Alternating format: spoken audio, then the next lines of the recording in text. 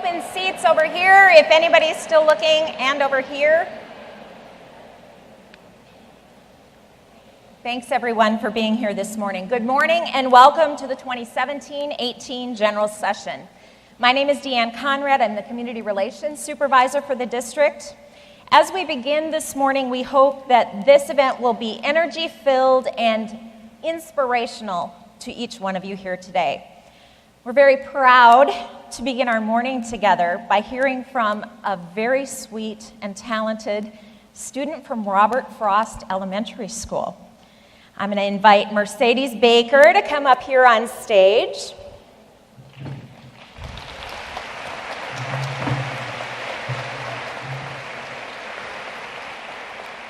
Mercedes is going to be a second grader at Robert Frost. She is going to show you her patriotism this morning by singing our national anthem, and I promise that you will be inspired by her talents. Right now, I'm going to ask that all of us please rise and display proper flag etiquette. Our students from the JROTC program at Washington High School will present our nation's colors.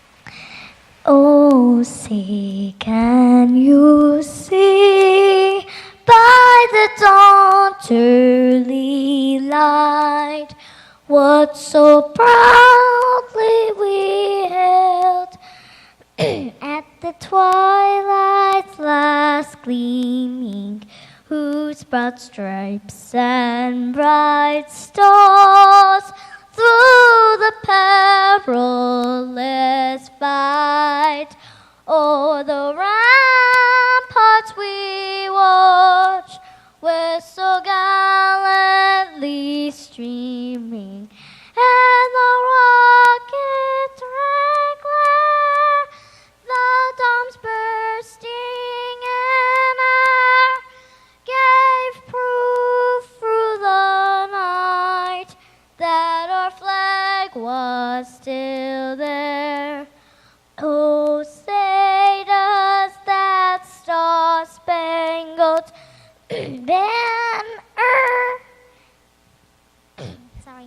banner yet wave o'er the land of the free, o'er the land of the free, and the home of the brave.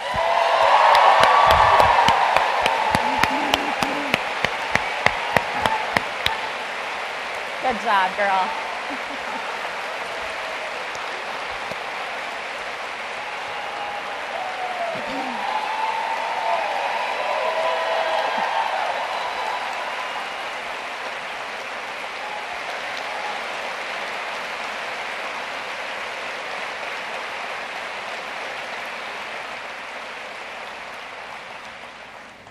How many of us could stand up here this morning in front of a group of people like that and do that? So congratulations. Thank you, Mercedes, for being here today. We were also to have music for her national anthem, and for some reason we didn't kick off with that music this morning. So Mercedes probably was waiting a little bit for that, and it just didn't happen. So thanks again, Mercedes, for being here and for showing us what a second grader can do.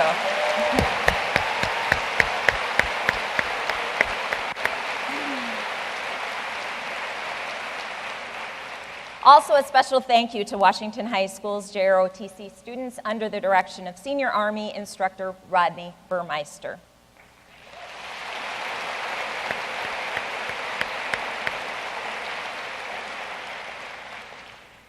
You know, each year we float several ideas about themes for this year's event. We strive to make it meaningful, inspiring, and fun. This year, we just kept coming back to the same theme that we used in March for the Dr. John W. Harris Sioux Falls Teacher of the Year ceremony. A quote from Henry Adams guided that celebration and guides us here today as well. A teacher affects eternity. He can never tell where his influence stops. While teachers are at the core of our organization and teaching is at the heart of everything we do, we realize that not everyone in this room this morning carries the title of teacher. That doesn't mean, however, that you have any less influence over the lives of children. In fact, you have an infinite impact. Our school nurses, social workers, and counselors meet the mental, physical, and emotional needs of our students. Our awesome child nutrition staff provides nourishing breakfasts and lunches. Our custodians do their part to keep classrooms and hallways clean, offering a welcoming learning environment. The clerical staff greet parents and volunteers, answer questions, and offer a friendly face to all with whom they come in contact. The education assistants here with us this morning help our students make connections to the curriculum, stay safe on the playgrounds and in the lunchroom, and support staff in a variety of ways. And then there is the staff that makes sure you get paid for your work.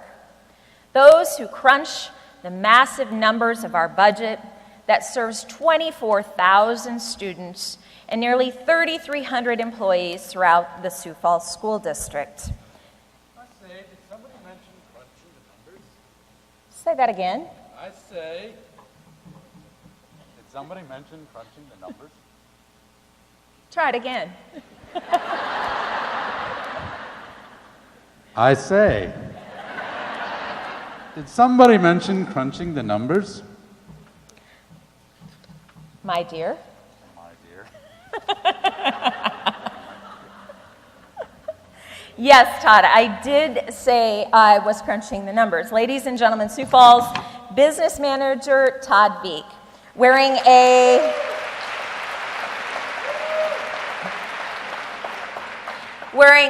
Martin Luther costume, is it?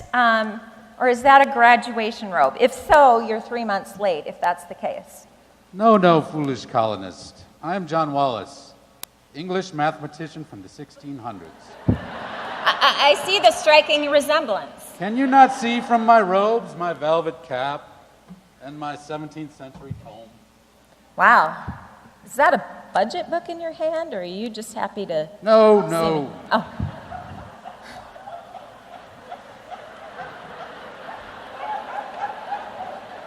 This treaty is a colossus. Our budget is small. Like my wit? Like your wit. Wow, all right. So I'll be honest. No, I didn't recognize you, Todd, when you came out this morning. I'm not really familiar with John Wallace. I have to tell you, it's been a lot of years since I've really delved into math. You know, the getup is interesting, but it's not Halloween. Pish posh. There's small choice in rotten apples. To stand before this grand assembly and talk about the infinite influence these individuals have on children, their families, friends, and future co-workers, and all the lives those will reach, and not appreciate the inventor of infinity? For shame, good lady, for shame. Did you just call me a good lady? That's the nicest thing you've ever said to me. Somebody hand wrote it on my parchment here with an orange pen. I'm sorry, yes, of course. Inventor of infinity. That seems like kind of a stretch of the imagination. Okay. So, infinity is a concept that dates back thousands of years from several different cultures. But John Wallace is credited with designing the symbol we think of when we discuss infinity. The symbol that looks like a sideways 8. He was highly regarded as a leading mathematical mind of his time, and he influenced Isaac Newton's successes. Wonderful. Thanks for that explanation. I think we saw the infinity symbol, so I now get what you're trying to deliver to us this morning. We're talking about that symbol that young couples use to describe their love that lasts forever. And the symbol that tattoo artists, of course, have had to perfect over time, incorporating the words like love and believe. Is that the symbol? Aye to the proof, as mountains are for winds that shake not, though they blow perpetually. I don't know what you're talking about, Todd. But most of the time I don't. By the way, what's with all these old English insults? I really don't think that's quite necessary this time. Silence! Too much sadness hath congealed your blood, and melancholy is the nurse of frenzy. Thou art hearkening back to days when mathematicians were treated like rock stars. We're more famous than the Gendashians, an age of reason, which science and math heralded the advancement of culture and humanity, not face chats, snap sweeps, and Pokemon phone homes. I really got to question what you got into this morning. Seems like maybe you didn't have coffee or milk for your breakfast. By the way, genius, it's not the Gendashians. It's the Kardashians. Facebook, Snapchat, and Pokemon Go. But I do think we can agree that math probably doesn't get the credit that is due. 'Tis true, horned beast. My father was a pastor, and me mum wanted me to become a doctor. But I was intrigued by higher calling, becoming a student of the most grandiose subject on terra firma, mathematics. I made significant contributions in the areas of trigonometry, calculus, and geometry. Hence, the crown pressed into service my cryptography to help the kingdom decipher messages of thine enemy. Wow, that sounds like something the current presidential administration could use, perhaps. By the way, horn beast, did you hear him call me that? Horn beast? It sounds like perhaps he found a Shakespearean insult generator online. I don't know. I agree with you, John. And by the way, we got to start reading the fine print in our contracts. When math no longer sparks the human spirit, then we will lose everything that makes us human. It's all about discovery. Okay, Jamie? I'm confused. Assistant Superintendent Jamie Nold, clearly playing dress up also.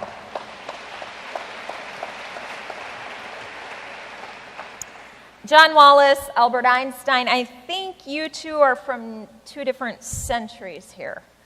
Nonsense, Dummkopf. Seriously. In the infinity of space and time, and we go to the famous words of Doc Brown when he said, "Great Scott, back to the future." Or the present, or the past, that it's all a matter of perspective. Well, okay, great. More insults from history. This is fantastic. So I'm sensing a theme here this morning. I hope you're following along. That math, science based on math, infinity, Einstein. I don't happen to recall that you were the best student. Yeah, it is true. I did have some difficulties in school, but working in the patent office gave me time to really think about things, and I became enamored with the vastness of interactions and the study of infinite possibilities. Infinity, striving to be the best in man's duty. It is his own reward. Mahatma Gandhi. If the doors of perception were cleansed, everything would appear to man as if it is infinite, by William Blake. The meaning of life is contained in every single expression of life. It is present on the infinity of forms and phenomena and that exist in all of creation. Well, that one's a nice quote. Who said that? Emerson? Faulkner? Michael Jackson.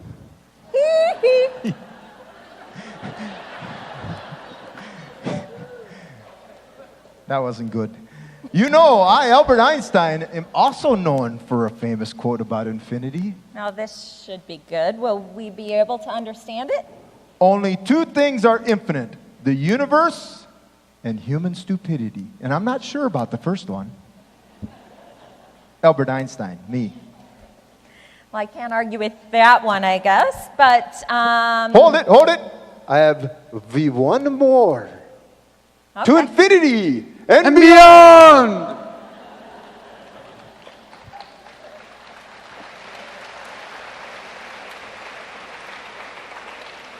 Now that one's probably a little more current. We can understand that a little bit more.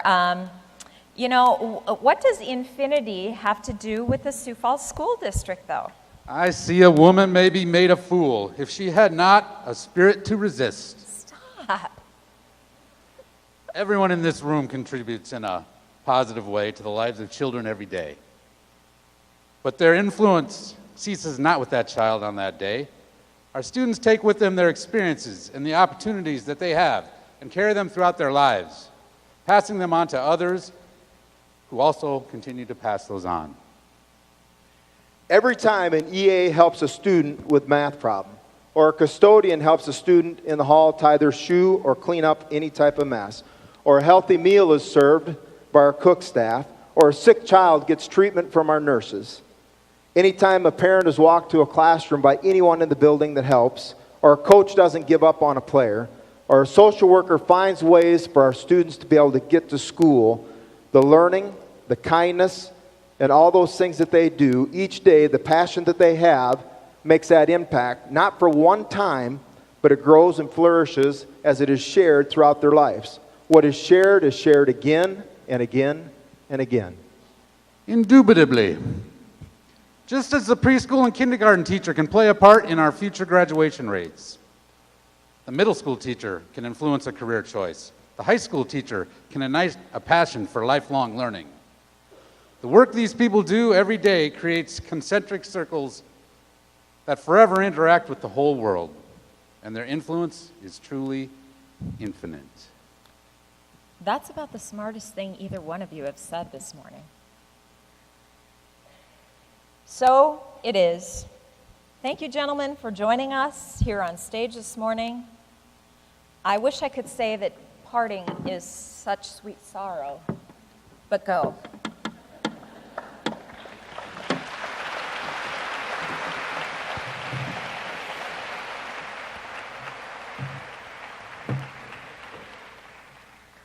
Next, we will invite the president of the Sioux Falls School Board, Kate Parker, forward to say a few words.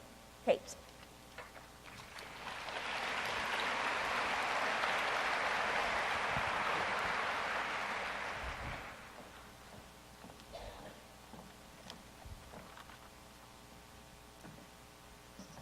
Thanks, Deanne, and thanks for the crate, by the way. I hope you all can see me. Good morning. What a beautiful day it is out today, isn't it? I am Kate Parker, and I'm honored to be the new president of the Sioux Falls School Board. While I serve in this capacity as a professional who was elected by the public, I also stand before you as a mother of two great boys. Jack is going to be a 7th grader at Patrick Henry Middle School, and Bobby, my youngest, is going to be a 4th grader at Sonia Sotomayor. Sorry. I wish all the teachers at both schools good luck. I share that personal information because as a mom, I am passionate about my boys' education. My husband, Matt, and I provide the sometimes more than should be necessary reminders at home for them to do their reading, finish their homework, and explore their interests. We are what I would call a pretty typical Sioux Falls family. Then, when my boys go off to school in the morning, each of you, collectively, continues to challenge them in the classroom, hallways, and even the cafeteria. You support them in their learning. You give them an opportunity to socialize with friends and develop deep relationships. You offer choice, and you offer them a chance to succeed. And for that, as a mother, I am infinitely grateful. And as leader of the Sioux Falls School Board, I am equally as passionate about the education we deliver to each of our students that we serve. While my boys have a pretty typical childhood, we all know so many others do not. They live in turmoil, chaos, and confusion. They wake up wondering if there will be food in the cupboards, if the car has enough gas to get them to school, and if someone will be there to get them to school on time. School is not only a safe and welcoming place for them, it is the one place they can find acceptance and encouragement without question. At school, teachers, counselors, librarians, custodians, and school secretaries fill them up instead of knock them down. Going to school means that they can have a nourishing meal, a high five from the gym teacher, the reassurance from the school nurse that the headache they're complaining about is just because they didn't get enough sleep the night before. At school, each student can discover who they really are and what they want to become. You make that possible for nearly 24,000 students every single day. You make an infinite impact each time you connect with a student. As a school board, we couldn't be more appreciative of the work that you do, day in and day out. Your efforts may not be recognized immediately, but you are making an infinite impact. As a mom, I thank you from the bottom of my heart, not only for encouraging my boys to be the best versions of themselves, but also for encouraging their friends, their classmates, and your colleagues to do the very best. In fact, your work inspires students to reach for the stars. Take a look. Hey everyone, my name is Luke Barrett. I am a graduate of Oscar Howe Elementary School, Memorial Middle School, and Roosevelt High School. I'm making this video today from the rooftop of the Flight Project Center at NASA's Jet Propulsion Laboratory in Pasadena, California. That pretty much makes up a lot of these, well, pretty much all the buildings you can see in the background here. There's a lot of cool stuff going on. Like this tall one right here. That's the building where they do a lot of the day-to-day planning and operations for the Curiosity rover on Mars and a lot of other cool stuff. There are some pretty sweet things happening here. I'm working here for my third time as a summer intern. This time around, I'm working on developing a mission to Jupiter's moon, Europa. The mission is scheduled to launch in 2022. And if you have not heard of Europa at this point, I promise you that by 2022 you will have. It's a moon of Jupiter that has a subsurface saltwater ocean with more water than all of Earth. And scientists think it's the best shot on the solar system for finding any kind of developed life that did not originate on Earth. Like I said, I'm here during the summer. During the school year, I'm currently a graduate student at the University of Colorado Boulder. I'm working on a PhD in astrodynamics. And astrodynamics is basically the study of the motion of satellites in space. So whether you want to just orbit one planet or be on a trajectory to another planet, that kind of stuff is all in astrodynamics. I've come a far ways since my days of growing up in Sioux Falls. And I owe so much of that to the incredible staff of teachers and coaches and theater directors that I had along the way. You laid so much groundwork for all of this to happen, and really helped set me apart from all of the students that I've been, I guess, competing with since then. The Sioux Falls School District was an amazing place to get started, and I'm very proud to have my origins there. So thank you very much to all of you. There are way too many teachers to call out by name, but there are a lot of you who I hope are doing very well. You've done a lot of good for me in my life, and I'm sure the lives of many other students. So thank you from all of us, and I hope you have a great school year.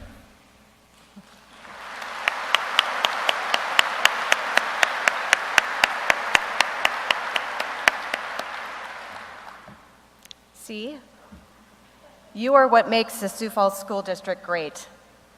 And for more on the vision to continue this infinite impact, here's your superintendent, Dr. Brian Maher. And thank you, and have a great year.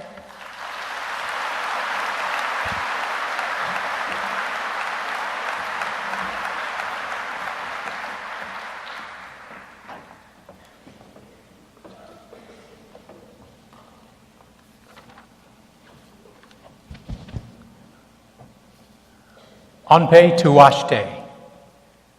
For those of you who have taken the Native American Studies course, you know I just said good morning, and I wish you well.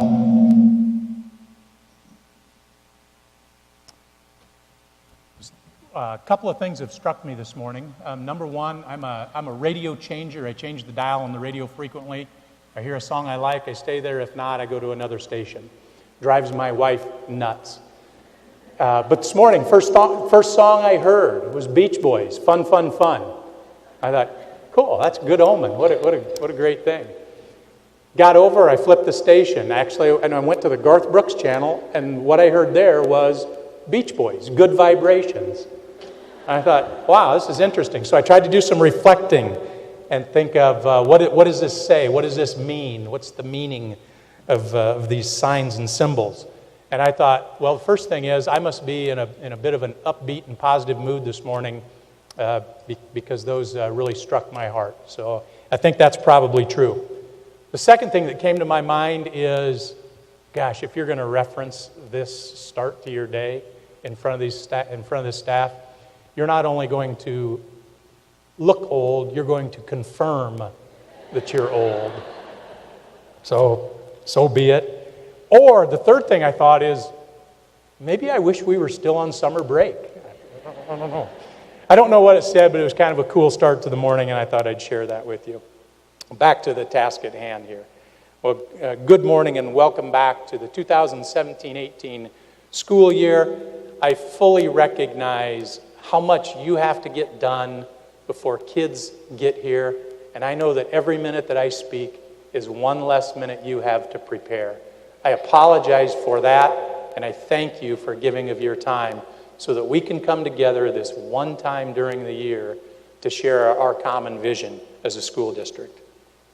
Also, I want to give thanks to John Wallace and Albert Einstein for getting the morning started in an educational and lighthearted way.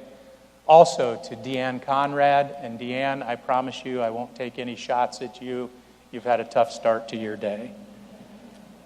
But it kind of feels like the year of math with business manager Veek as John Wallace and former math teacher and now assistant superintendent for administrative services Jamie Nold as Albert Einstein. The former math teacher in me found that equation to be balanced and a very fun start to the day. As you may have picked up already, our theme for this year is infinite impact, and we'll learn more about that as we go on through this morning. But first, I want to give a couple of very sincere thank yous. You know, as a school district, we have so many partners that make what we do possible. And we have shining examples of those partnerships with us here this morning. First of all, I would ask the folks from ARC Inc. to come out here. They are part of what makes this morning great and part of what will make your T-shirts great later today. So thank you to ARC Inc.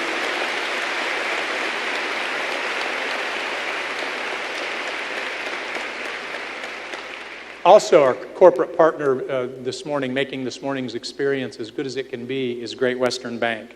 So I want to give a shout out and a thank you to Great Western Bank as well.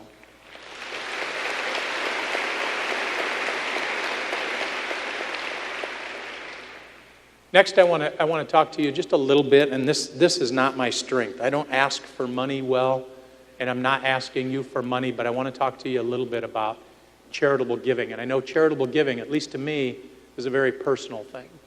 And so I don't want to invade your personal space. But I want to say, if you're wondering what to do with any of charitable giving, I have two real good options for you. Number one is the Sioux Empire United Way, and number two is the Sioux Falls Education Foundation. The United Way, as many of you know, gives to us in very big ways throughout the year. Probably the most pronounced this last year was their venture into the mental health space. And they're doing a lot in schools around Sioux Falls, but also in Sioux Falls in this area. And I think there's a lot more to be done yet in that area. They work with us, and they work with our kids, and they work with our families on a daily basis. So United Way, you'll learn more about them in your buildings in the weeks to come. If you're wondering where to spend your charitable dollars, that's one good option. Another excellent option is our own education foundation. Our education foundation, I find it interesting in a school district our size, that our education foundation is staffed totally by volunteers. People from the community working for the good of our school district, working for the good of our staff, working for the good of our kids. All volunteers, all of them working hard, and they do wonderful things for our school system. Probably the most notable recent thing that they've done is they gave all new teachers, brand new to the profession this year, they upped the giving this year from $100 to $200. And I know $200 doesn't go very far, but it goes a lot farther than $0.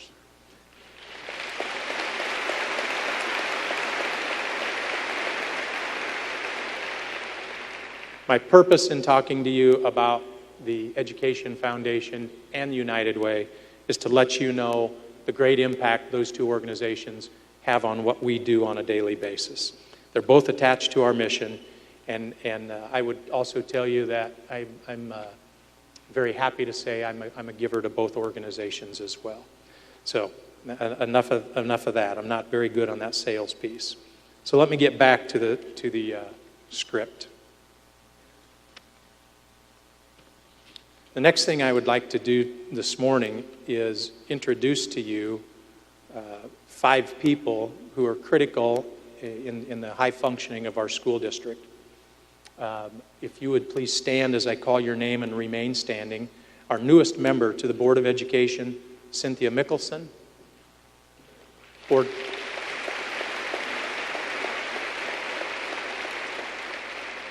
Member Carly Ryder.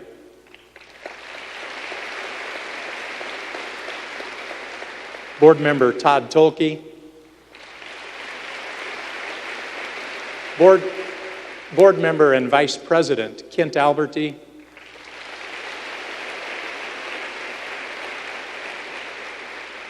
And you've already met Board Member and this year's Board President Kate Parker.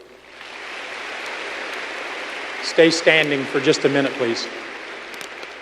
I find it interesting that these 5 members, all elected from the general public, number one, either themselves or their spouses or their kids, and in many cases, and their spouses and their kids, all are members of or graduates of the Sioux Falls School District. They are invested, and their actions show love and support for the school district now and for years to come. I want to thank all 5 of you for your service to our community.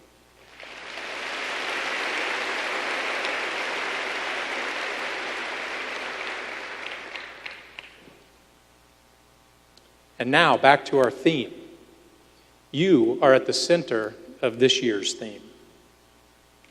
Each one of the 3,300 staff members who are sitting in the Pentagon here today will impact and have an infinite impact on the lives of what we think will be about 24,000 K through 12 students this year and about 25,000 pre-K through 12 students this year.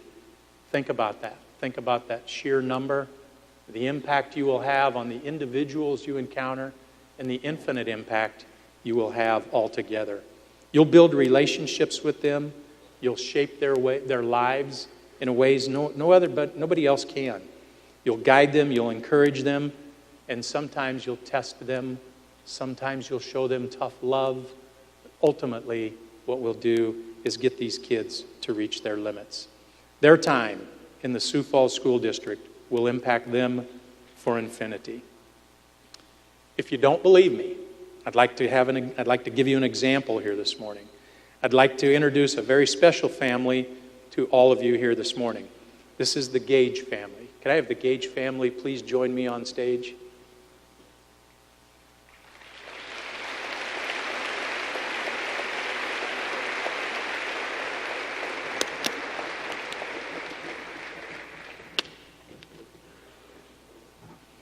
This family plays a very important role in the long history of Sioux Falls.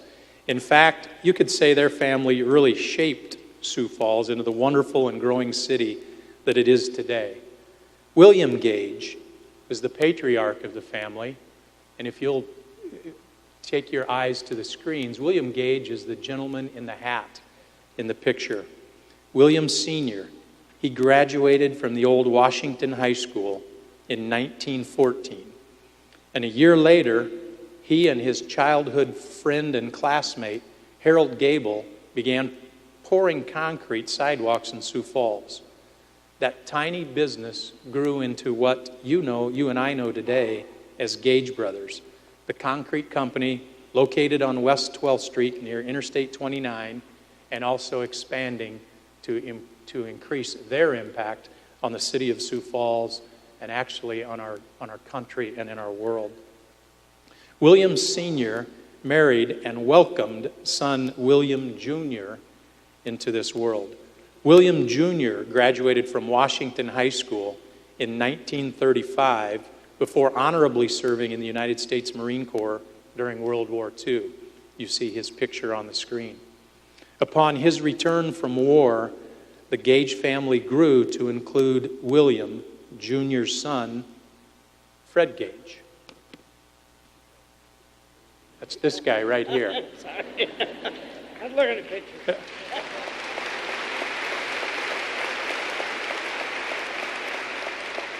As you've seen, Fred Gage is with us here today. Fred graduated from Lincoln High School in 1967 and continued his work in the family business.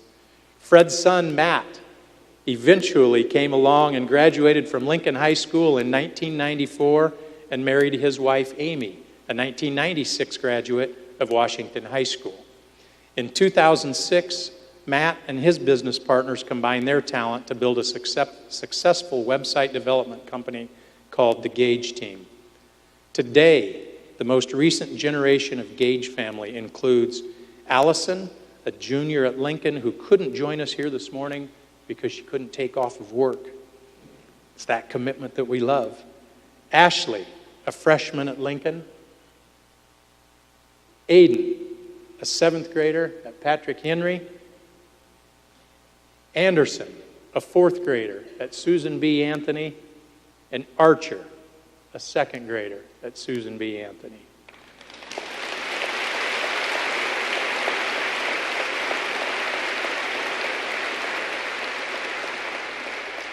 In case you've lost count, that's 5 generations of Gages who've been educated by the dedicated staff of the Sioux Falls School District. To say you and all other staff members who came before you have made an impact on this family is an understatement.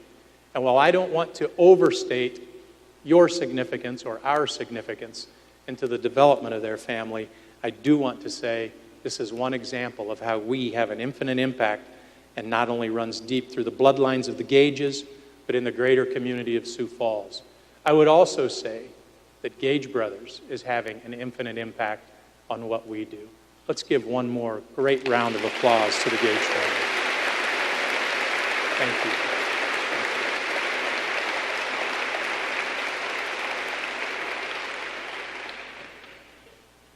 Okay.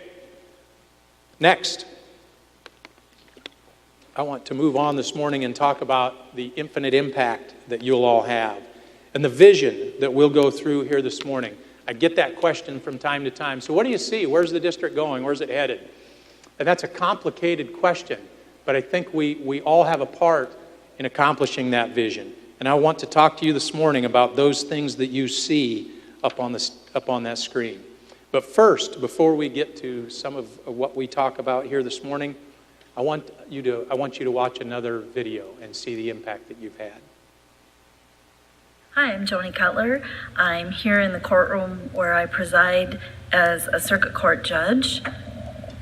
And I'm also a proud Whittier girl and Lincoln High graduate. Go Pats. The first robe that I ever put on was back in 1973, and from this old Statesman photograph, it was from Girls State when I won a seat on the Supreme Court there. So never to underestimate the experiences that you give our kids and what they might do with that someday.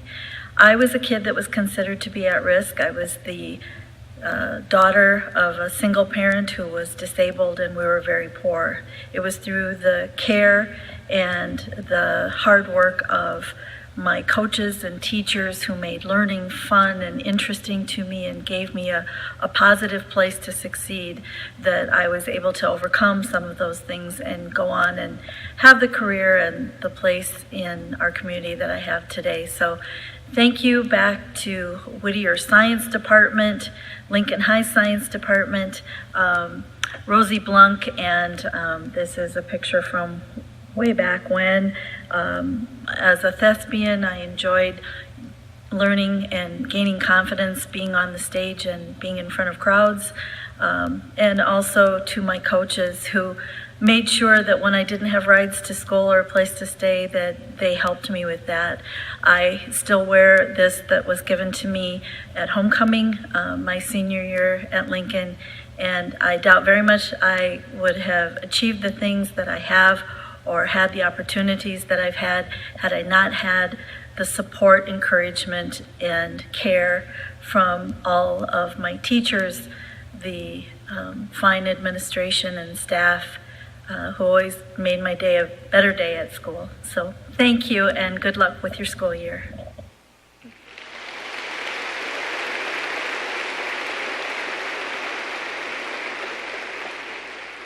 Beginning to see the impact you've had. The individualized approach worked well with Joni Cutler. It's also working well with our graduation rate. As you know, that's one of the things that we've really emphasized. How do we improve our graduation rate? Our graduation rate was taking a steady downward spiral over the last several years, and that's something that we've really emphasized this last year.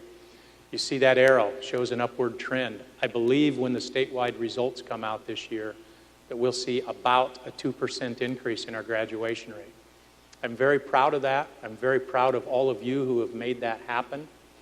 I'm very proud that we've done that without decreasing requirements or decreasing rigor. I'm very pleased that we've done that by looking at an individualized approach to how we get kids to what I call that finish line that is graduation. And I can tell you it's great for me to talk when I talk to civic groups, and I do that a lot. And I love to talk about that increase, and I love to talk about the percentage. I really love when I put up a bar graph and I can show that that bar graph's going up. It's such a nice visual. But really what we're talking about here, had our graduation rate stayed the same from last year to this year, 32 kids who now have a diploma would not have a diploma. That's what we're really talking about when I talk percentages and bar graphs and goals and vision. It's about impacting the lives of kids. 32 kids have a diploma because many, many, many of you went the extra mile to get those students to the finish line. And I would say that in every slide that you'll see and in every goal that we have, we can't accomplish anything without impacting positively the lives of kids. Whether we talk about graduation rate, whether we talk about achievement rates, whether we talk about improved behaviors, whatever it is, we're talking about having a positive impact on kids. So don't get lost in the percentages. Rather, remind yourself, if we help kids, all of this can happen. So, with that, I want to go to another video. It's Dr. Pete Luby coming to you from one of the operating rooms at the Sioux Falls Specialty Hospital, where I spent a lot of my time as an operating orthopedic surgeon and partner at Orthopedic Institute. I remember vividly thinking and still believe that my education in the Sioux Falls Public Schools prepared me beautifully for the challenges that I have faced in my education along the way. When I was at Stanford University, for example, I was competing against some of the best undergraduate talent in the country, including many individuals who had been educated at Exeter, and other top prep schools around the country. And yet I never felt, coming from the Sioux Falls Public Schools, that I was disadvantaged in any way, and I was able to compete beautifully in both undergraduate and in medical school at Washington University and through the rest of my training. I think my message to all of you sitting in that room and to those who are no longer sitting in that room, people like John Hilgren, who was my physics teacher at Lincoln High School and encouraged me to go to Stanford, and Rich Greeno, who was my track and field coach and my biology teacher at Lincoln High School, and Jerry Miller and the other coaches who helped form me into the adult I am today, is that what you guys do day in and day out matters. It's important, and it really matters to me, it matters to my family, to our community as a whole. So from the bottom of my heart, thank you for what you do. Wow.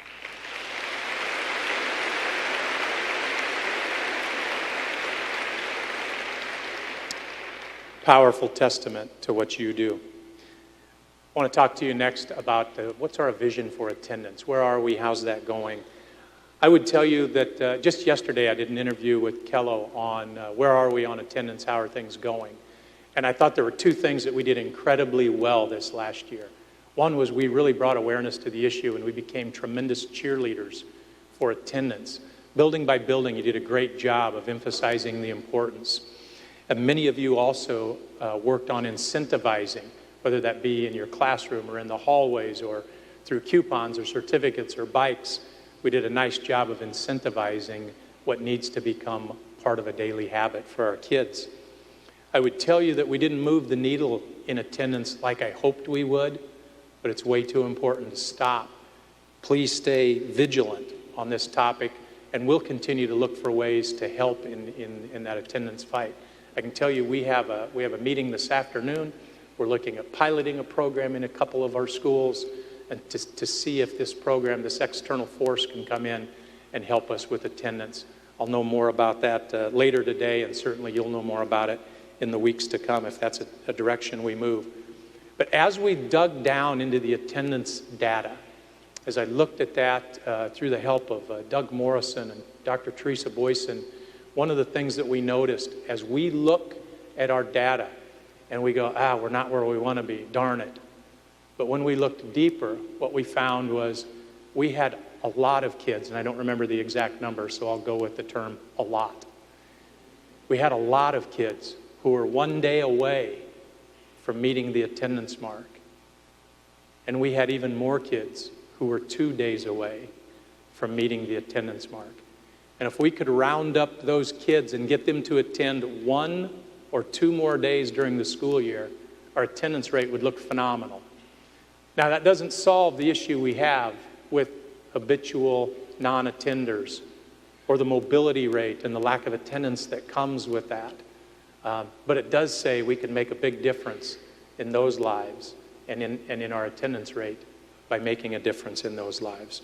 So stay at it, stay vigilant, and we will as well in the central office, and let's do our best to improve that attendance rate between this year and next year.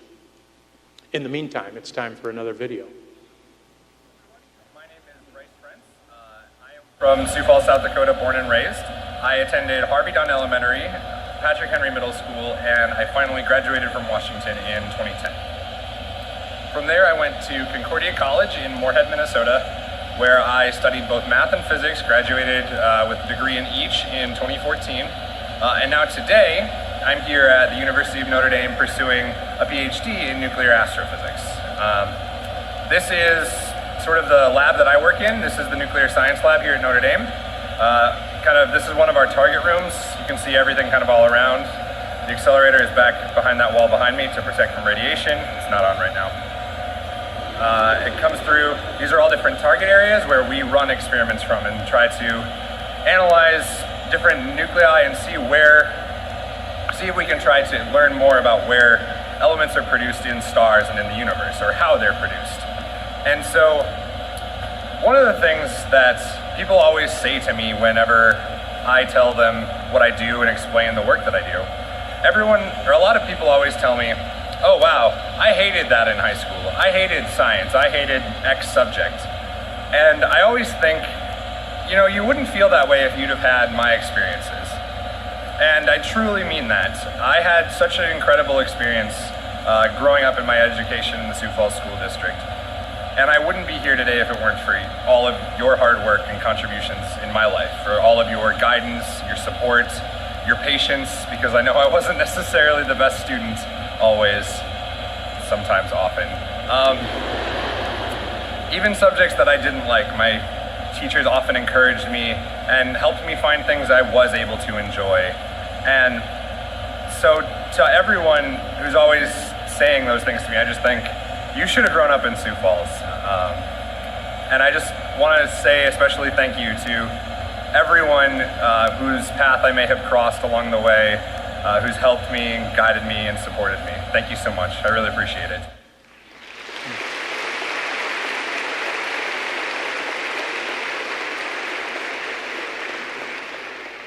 Those testimonials are so much more powerful than anything I could say, without a doubt. You see the impact you've had on the achievement of folks we've already seen and folks we're yet to see. So speaking of achievement, let's talk about achievement.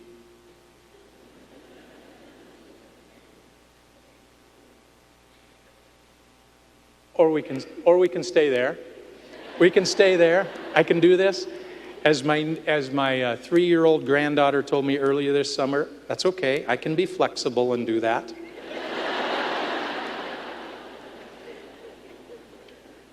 So, cultural, yeah, you know what? That's me who's jumped ahead. I apologize. That's me. So thank you for being flexible and not pointing out my inadequacies here.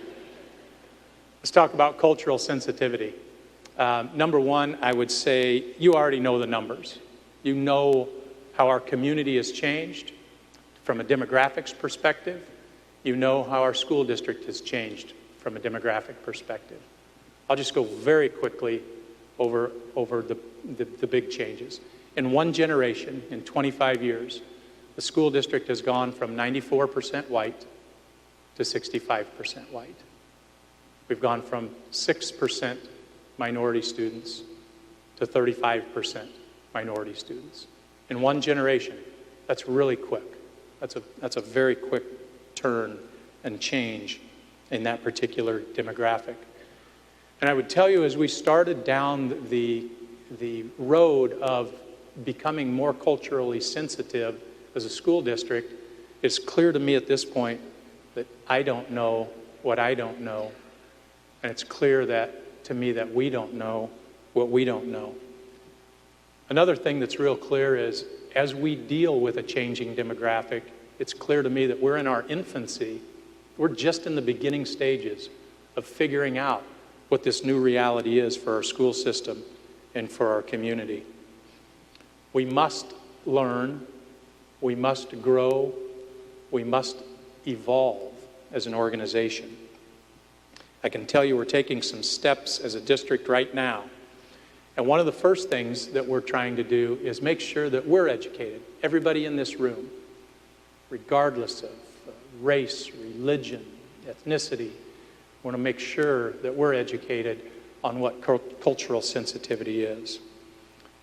And we want to make sure that we continue to educate our workforce, educate our students, and make sure that we understand what cultural sensitivity is. We don't know what we don't know. Here's one thing I am certain of, though, and that is when it comes to all things we're talking about today, but certainly when we talk about cultural sensitivity, we'll be judged by our actions. Our actions will determine what we really do in this space that we call cultural sensitivity. We'll be judged by those actions. Our words are important, but our actions are critical. Do we mean it when we say we embrace diversity? Or are those just nice words? Embracing diversity. Do I take care of kids? Do I take care of adults? Do our hiring practices reflect that we embrace diversity? It's one thing to read about it. It's one thing to talk about it. It's yet an entirely different thing to act on it.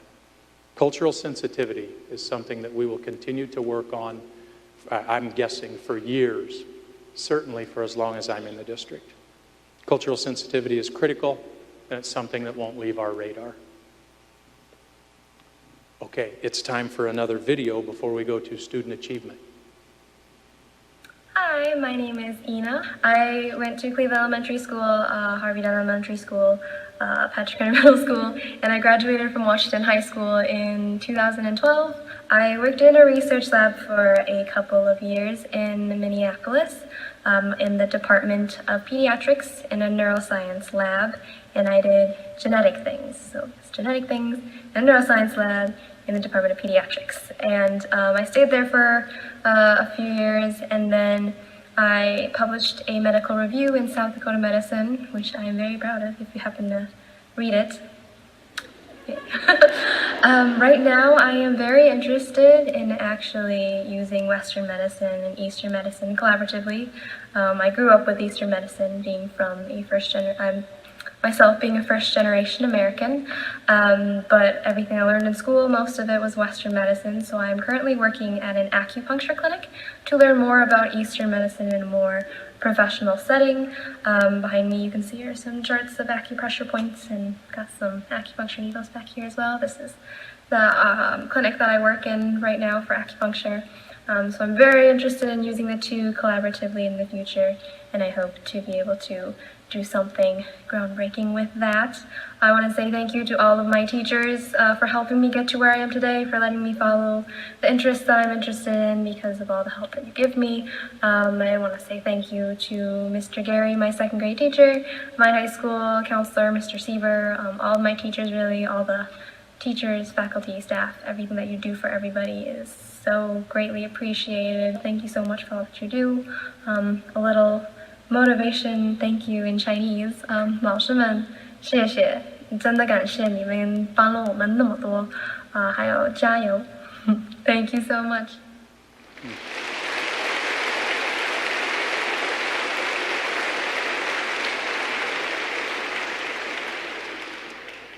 Next, we'll talk about student achievement.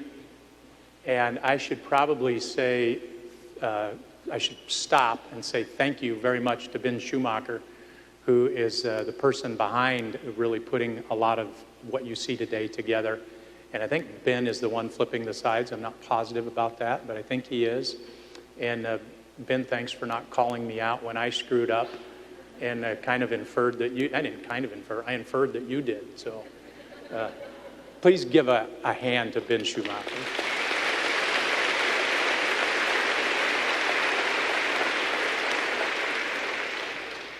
Student achievement. Student achievement is critical at every level. The first level we talk about is third grade, but it's not any more important or any less important than the achievement and the growth that we see in kindergarten, or the achievement and the growth that we see in 7th grade, or 10th grade, or 12th grade. It's just one of the first real markers.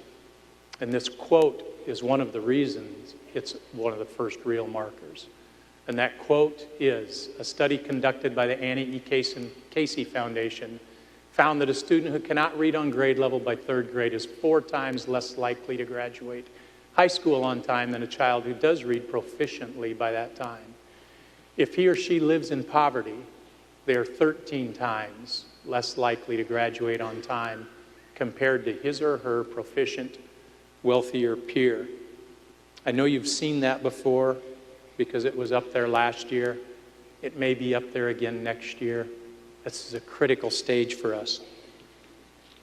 That 3rd grade reading achievement. Again, it's not more important than any other grade level, but it's a real important marker because we know what happens if kids aren't on grade level by that time.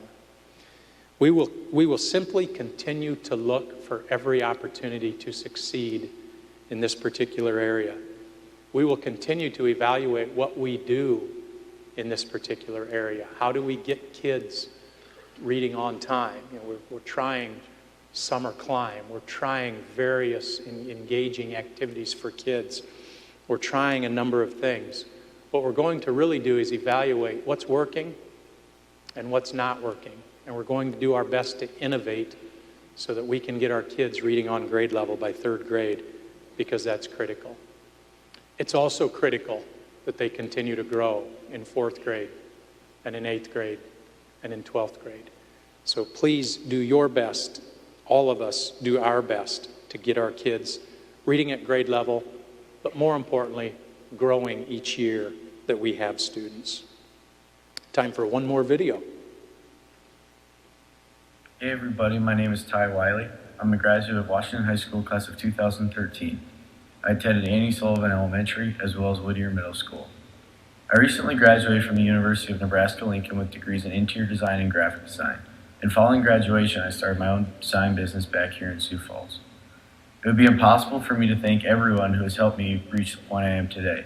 The amount of support and encouragement from teachers, coaches, counselors, and administration in the Sioux Falls School District amazes me. Looking back, the most valuable thing I will take away and appreciate most is that the support doesn't stop the day class is out or after the final game of the season. All of you have the opportunity to change a life, and many of you listening to this have changed mine. There are many people I could share stories of, but there is one that has made the biggest impact on my life. Steve Kennedy was my elementary gym teacher, my sophomore football coach, as well as my varsity assistant coach. When I was in elementary school, he and another teacher, Kirk Skogstead, would come to school early and open the gym up so we could play basketball during the winter. They sacrificed their time for us, and it didn't go unnoticed. 10 years later, I received a letter from him after he attended a high school basketball game of mine. He wrote words of encouragement and support that I still have to this day, reminding me to work hard, have fun, and to maintain good character through whatever happens. Relationships like this are what makes all of you special. I want to thank everyone for doing this difficult job, and especially to those who had to deal with me. Thanks, and have a great school year.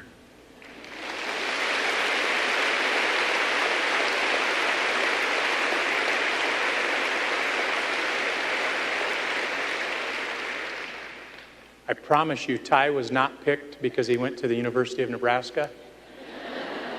I also promise you he was under no obligation to show a picture from the Nebraska football stadium. Next, let's talk about engagement. And I could go on and on and on about this particular topic. You know, it's obvious to anybody really to know that schools are a place for kids to learn. It's a learning environment, and that's what we established. But one of the other things that's a little bit less intuitive when you think about schools is it's a workplace for adults. 3,300 of you can attest to that. And I want to make sure that we have an engaged workforce, because we're competing with all other schools in the neighborhood, all other schools in the state, all other schools in the region.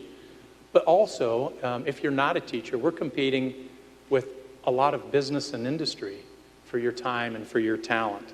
I want to make sure that this is a great place for you to work. One of the things that we do here to try to figure out the engagement of our workforce is we do the Gallup study. And I can tell you last year I was very pleased with what we saw in terms of improvement and the engagement of our staff. It's one data point. It's one way we can look at and say things are good or things are getting better. And I hope that we can continue to improve in that particular marker as we move forward. I really believe that engaged adults lead to engaged kids.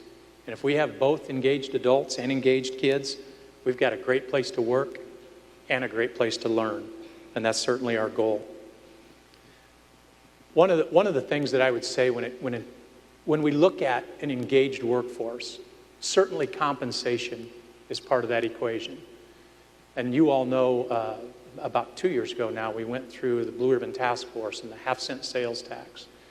And we saw a great jump in what happened in our state in general, but in the Sioux Falls School District specifically. I can tell you now that the final results have come in from that. Here's one thing that I am particularly proud of. Our Board of Education knew what they had to do, knew what they had to give in order to meet, because the half-cent sales tax came with certain thresholds that we had to meet. Our Board of Education went $4.8 million above what they had to give in order to meet those thresholds given to us by our legislature. I'm proud of them for doing that. I hope you recognize that they've gone above and beyond. I know it's still not enough, but it's a lot better than it was. Our average teacher's salary went from a little over $46,000 to a little over $51,000, just under a 10% increase.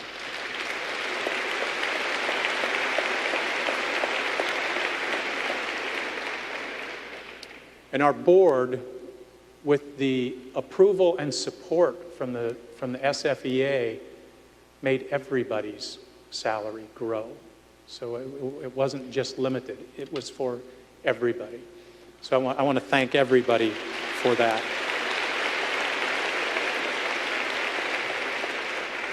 When it comes to engagement, another important piece is talking to each other and listening to each other.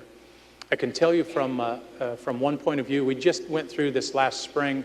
We went through the negotiations process, the SFEA and IPC. We were together multiple days, and I had heard horror stories of how that was going to go. And I can tell you none of that manifested itself in the dialogue that we have. I don't remember exactly how many days that we met, but I think it was 3, and then a lot of other conversations. But what we talked about was common good. And what we talked about was how do we create the best work environment that we can create. And what we talked about was creating the best learning environment that we could create. And there wasn't animosity. And there wasn't, I can't believe that side. At least I didn't hear that. It was an awesome give and take of what can happen in the negotiations process. And hopefully it was a blueprint for what will happen in the future. So to Pam Oberum and everybody else, thank you.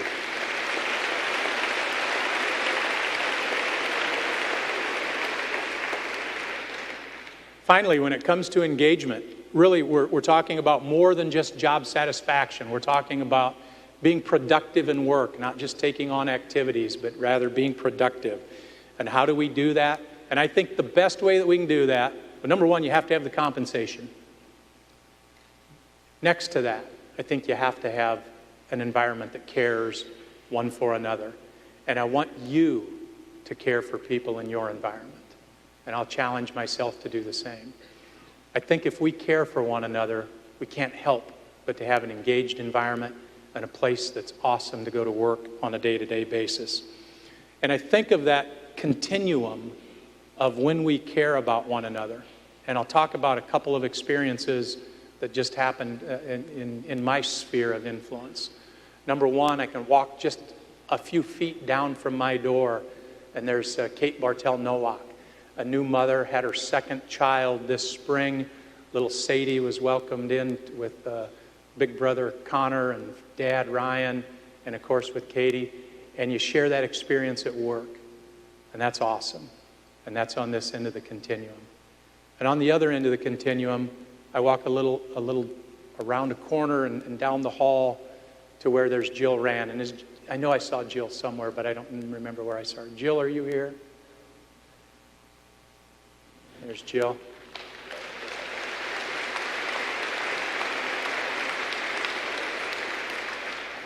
You know, life happens. Life happens at work, and it happens to those we care about. And I asked Jill, can I talk just a little bit about your story? And she said yes. And so I thank you for allowing this, Jill. You know, last spring, Jill lost her husband. And how tough would that be for any of us to lose our spouse? I know some of you have gone through that.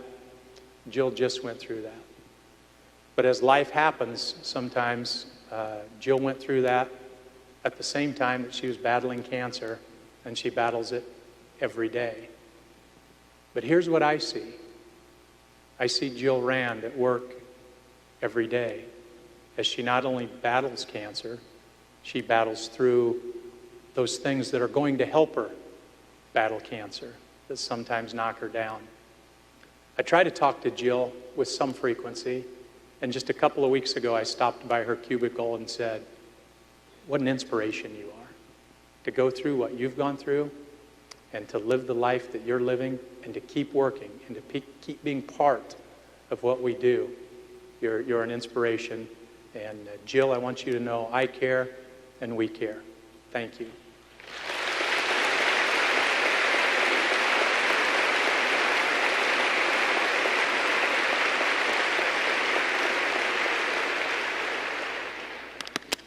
There are so many instances of that. I remember last spring going to a funeral where the LBA staff was not only there mourning a beloved coworker, but also lifting each other up. And it was both sad and inspiring at the same time. And I could go on and on through the multiple buildings about the number of issues that we all deal with. But know that life's going to happen, and know that it's a little easier to get through those life circumstances if the people at work care for what you do. So please continue to care for one another. With that, before I start crying, I'm going to turn it over to another video. Hi, my name is Katie Askew, and I live in the beautiful Denver, Colorado, but because I sit at a desk all day and it's not that interesting, I'm going to show you my bookshelf instead because it's what I do. So I started at Oscar Howe Elementary School, where I was there for a few years before I transferred to Mark Twain Elementary to be at the Challenge Center.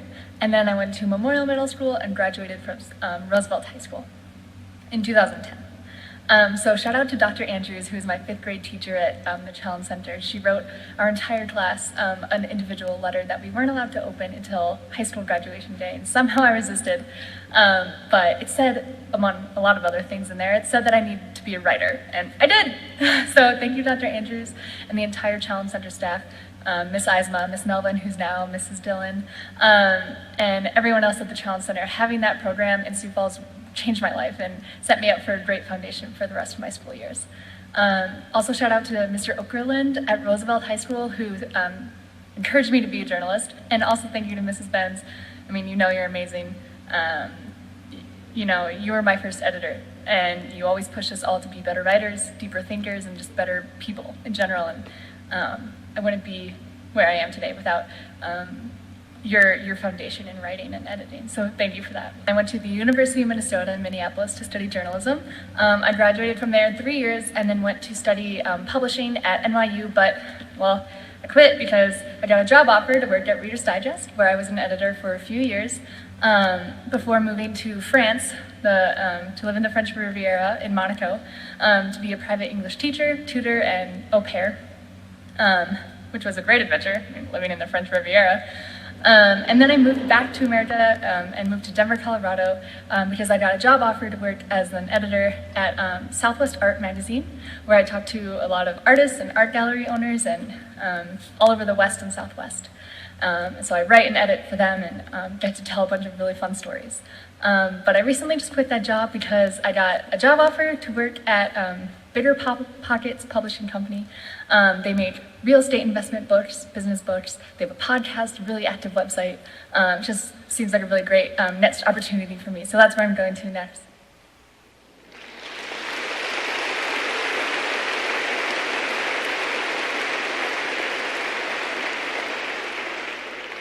Now that was some energy. And Gina Benz, you know you're the best. Fact. Okay, let's talk about another portion of the strategic plan. It's in the facilities portion where we talk about engage the community in a dialogue about enrollment trends and their potential impact on facilities. You will see a lot, you will hear a lot about this particular area in the coming years. As we talk about our facilities plan, there are multiple layers to the conversation, and I'm going to talk about each one of the bullets that you see on there right now. What level are we talking about? What significance does 1923 have in this conversation?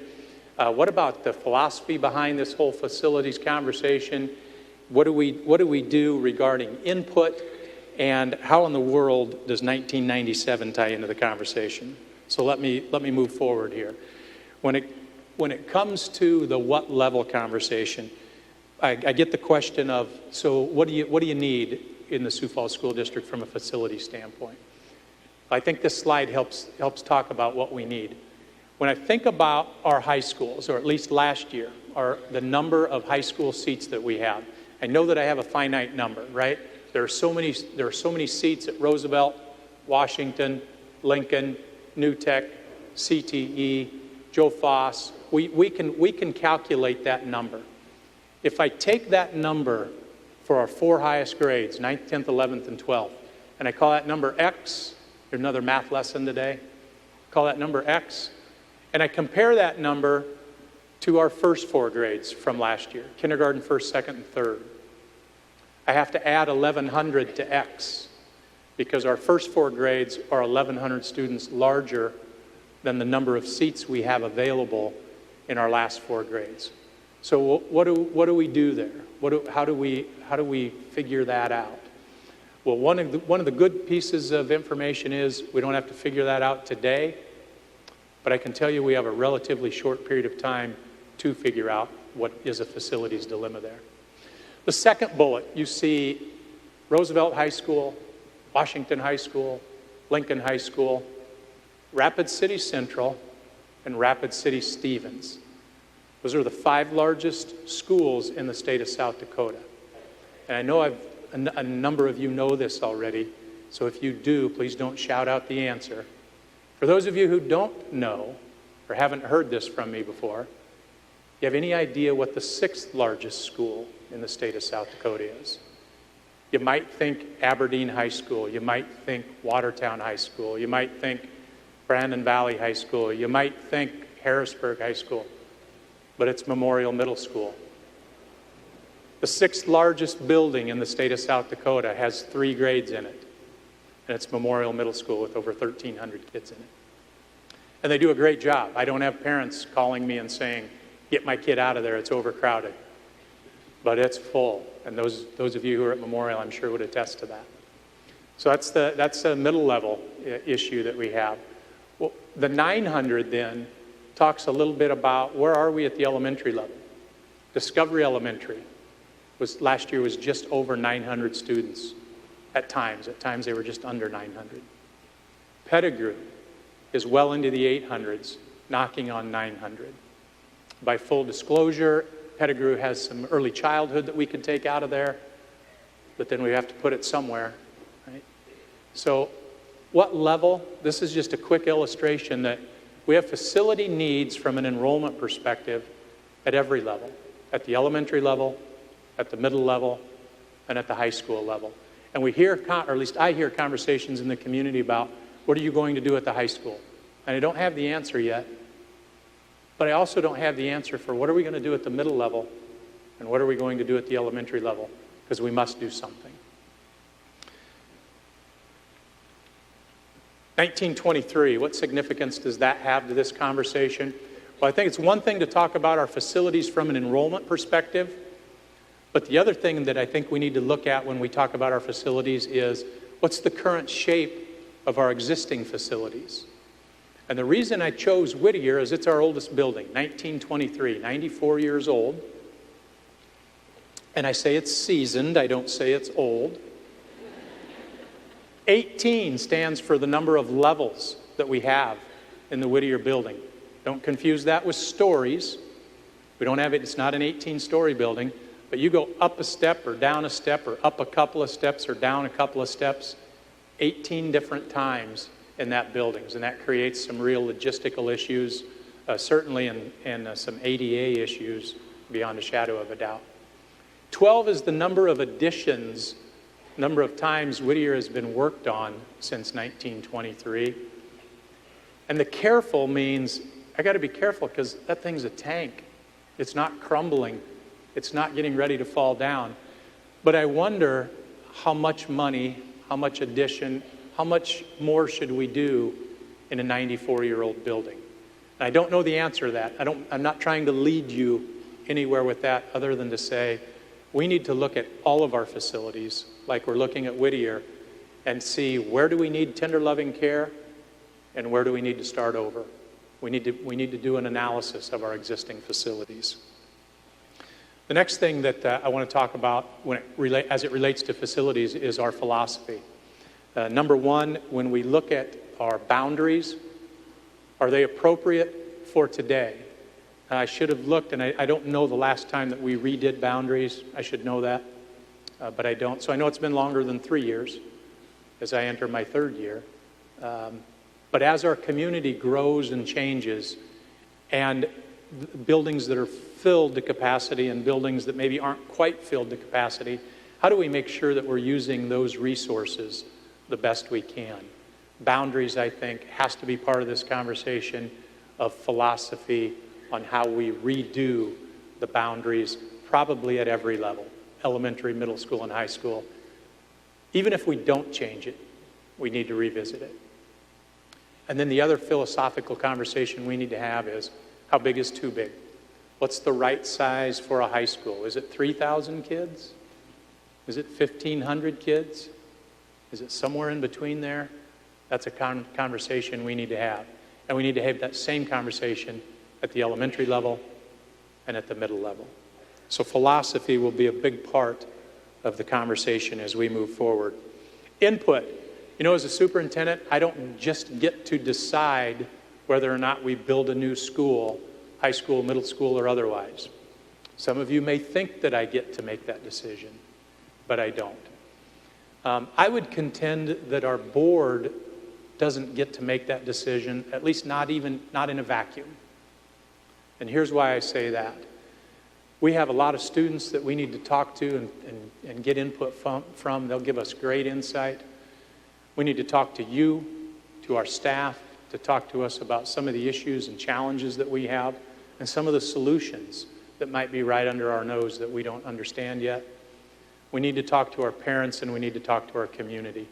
And the reason I separate parents from community is I think sometimes it's fairly easy to get the parents engaged in the conversation, but I think we need to be also intentional in how we reach out to those people who no longer have kids in our schools or who yet to have kids in our schools. I think that's part of that great community input. So at that point, our board can look at all of that information and then make a tough decision. So that's what I meant by input. So how are we going to accomplish this? How are we going to go about putting all of this stuff together, if you will? Rather than go through a month-by-month analysis, I will tell you from now through November, we'll be working hard on really the facts of the case, if you will. What is our enrollment? What is our projected enrollment? What buildings are full? What buildings are nearly full? What buildings can we give some tender loving care and live in for years to come? And what buildings should we not invest in anymore? That's kind of that fact-finding mission that we'll be on this first semester. And in December, then, we'll report those findings to the Board of Education in a work session so they can stay abreast of all of the information that's out there. When we flip the calendar to 2018, and that's just not very long from now, what we'll really do at that point is engage the community in a conversation. And I think one of the first things we'll need to do really is to bring in an expert to facilitate that conversation. Bring in somebody from outside the school district to lead us through that conversation and put a group together that at least today we're calling Facilities for the Future group, to ask them, give them the facts, but then ask them, what do you think we should do?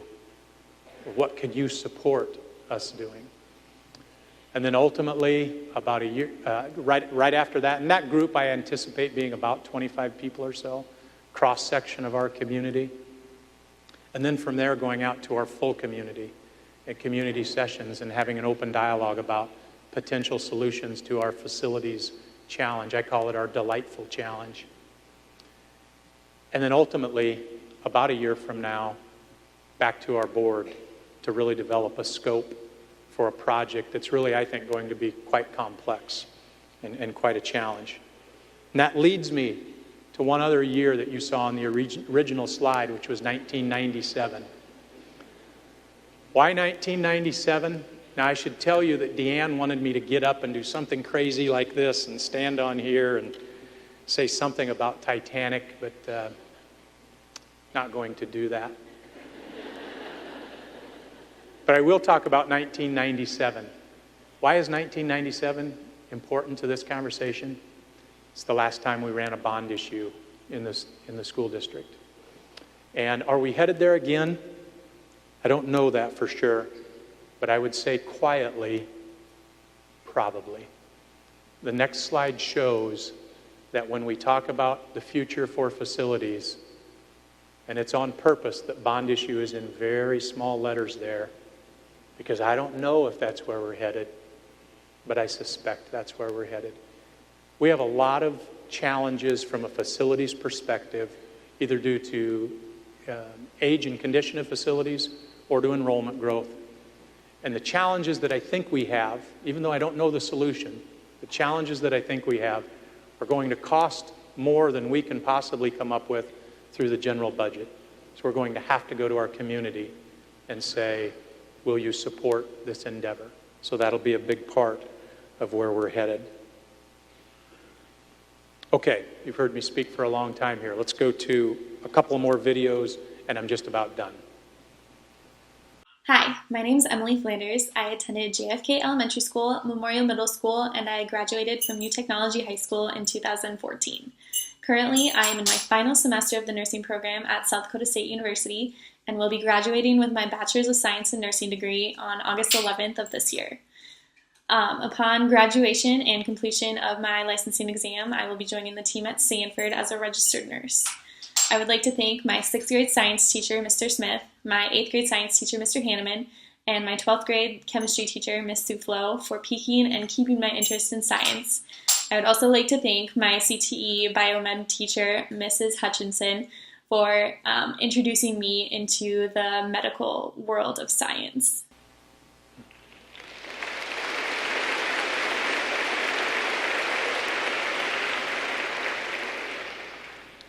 The next slide is a slide that's intentionally in here, and it's just to talk a little bit about, I think it's important that we remember that we are part of the ecosystem that makes up this great city of Sioux Falls. And you see Sioux Falls in very large letters and school district in very small letters. And what I want you to take from that is we're part of a bigger mission. You've seen that referenced in videos here throughout the day. We're part of a bigger mission and part of a greater service to our community. I see the community as the ecosystem that we live in and that we must be involved in.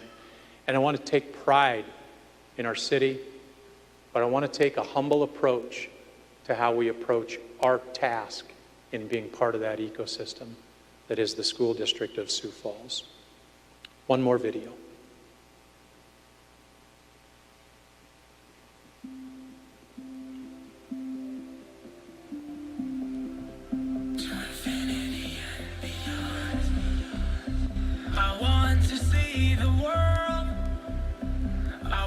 To explore the unknown, I want to adventure and feel alive. Just close your eyes and you can go anywhere across the hills and my name is Dexter, and I'm in kindergarten, and if I grow up I'm gonna be a basketball player.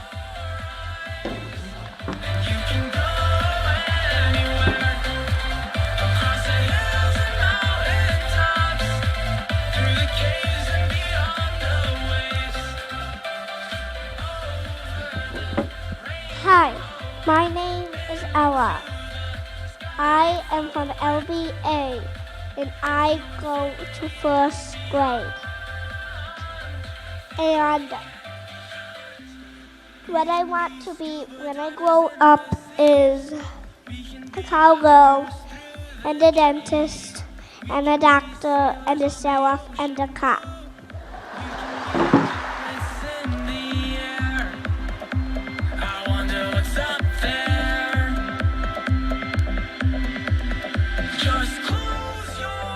Hello everyone, my name is Roshika Rai. I am in second grade at Garfield. When I grow up, I want to be a doctor because of 2 reasons. One is when I was 5 years, my parents bought me a doctor kit. Since that day, I am playing with my doctor kit every day because I am inspired. The other reason is because I always love to care and cure people. Therefore, if I become a doctor, I can care and cure people in need of care. Thank you all.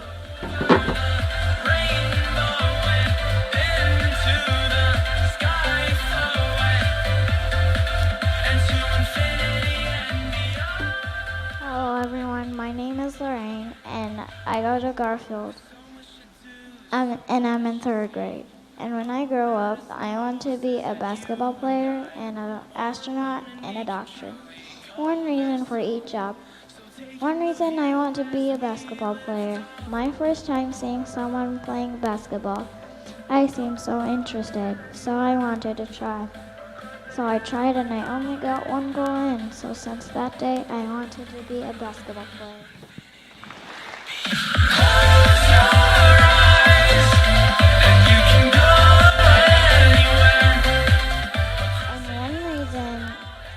For my second job about being an astronaut, my teacher, Miss Novak, read us a book. The title of the book was 100 Things About Space. I really loved that book, so thank you, Miss Novak. And finally, my last reason why I want to be a doctor is that I always want to help people. Thank you. Hikers through the trees. We can be sailors on the ocean blue. We can be. My name is Hudson. I am going into 4th grade. I go to Sonia Sotomayor, and I want to be a librarian when I grow up. Just close your eyes, and you can go anywhere. Hello, my name is Lincoln. I'm a 5th grader at Sonia Sotomayor. When I grow up, I want to be a photographer or a football player.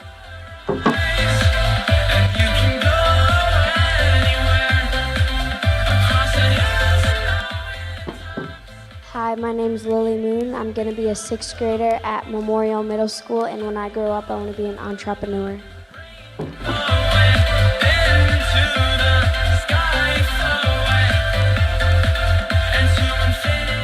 Hi, I'm Micah Ann. I'm a 7th grader at Patrick Henry, and when I grow up, I want to work with kids with disabilities.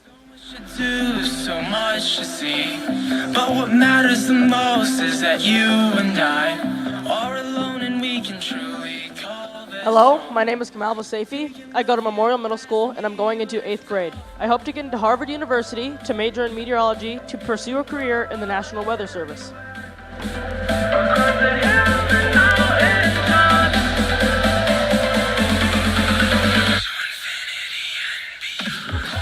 Hi, my name is Ariana Rice. I'm a freshman at Lincoln High School, and in my future I plan on taking courses to help me prepare to go to college for forensic profiling or forensic psychology.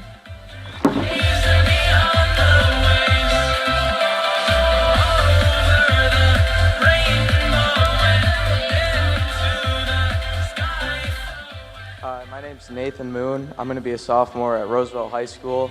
And after high school, I'd like to attend Texas A&M University and major in mechanical engineering.